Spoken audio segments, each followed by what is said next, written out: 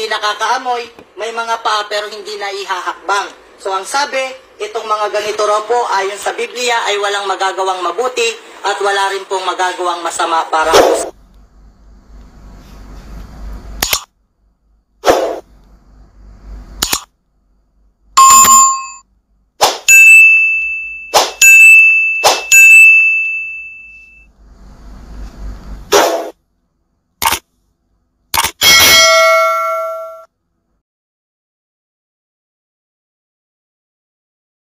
meron pong nakasulat sa Biblia na sinasabi, meron daw po silang mga mata, pero hindi nakakakita, merong tenga, pero hindi nakakarinig, may ilong, hindi nakakaamoy, may mga paa, pero hindi naihahakbang.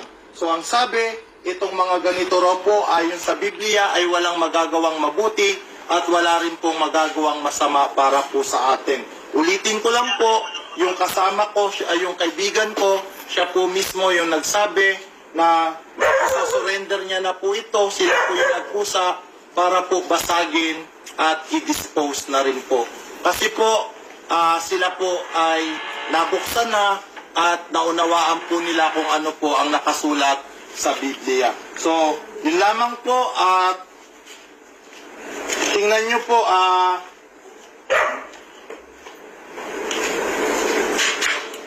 ito po, no? Babasagin na po natin sila, no? Isa-isa po, babasagin na po natin sila.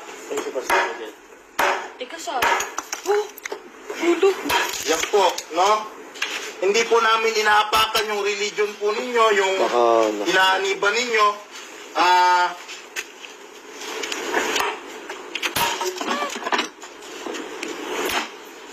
Maglatag yung ulo ng tatay.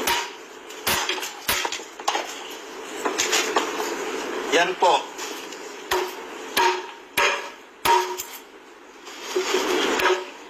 At teka sa...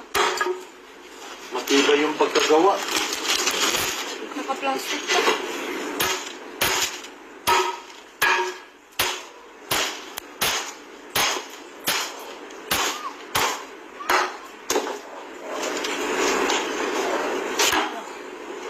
Sige, Mamoris.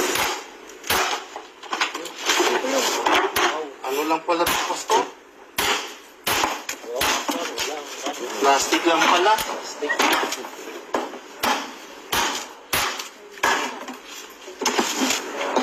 Magkano kaya ito?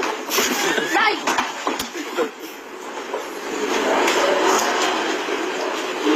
Ala!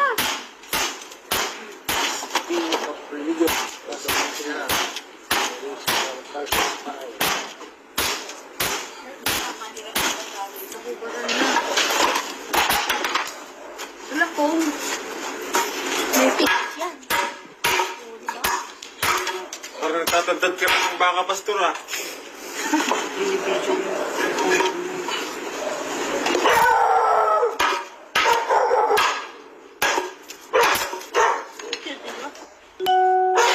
Solid. Yan na ko yan. Ay, di madali lang. Madali lang ng mabigat pero madaling na. So,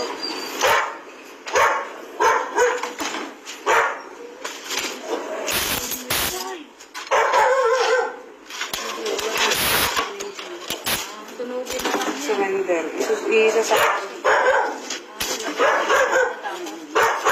Ulitin.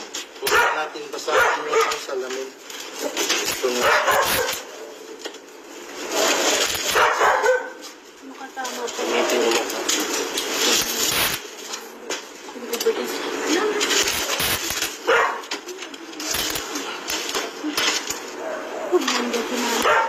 Tinanggal ko pa dito lang pala sa likod.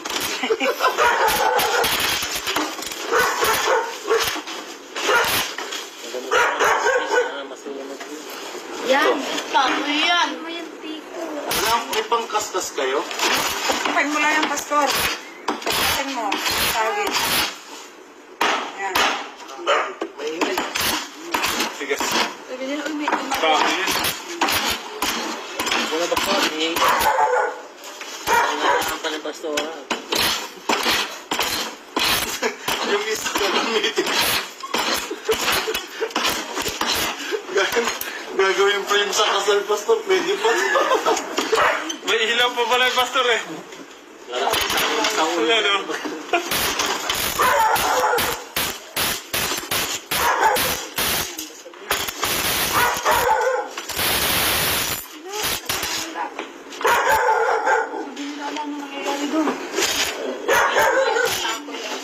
So, yan po, no? Again, ito po ay kusang sinurrender po sa akin. Siya po mismo ang nagsabi na kunin ko po ito sa kanila kasi gusto niya na raw pong isurrender at gusto niya pong ipabasag. So, yun lang po. Salamat sa Panginoon na naliwanagan po siya, no? Na sa katulad ng binanggit ko po kanina, sabi sa Biblia, sabi sa Isaiah 42, yung nakasulat po sa Isaiah 42:8, sabi doon na hindi bibigay ng Diyos ang kanyang karangalan sa kahit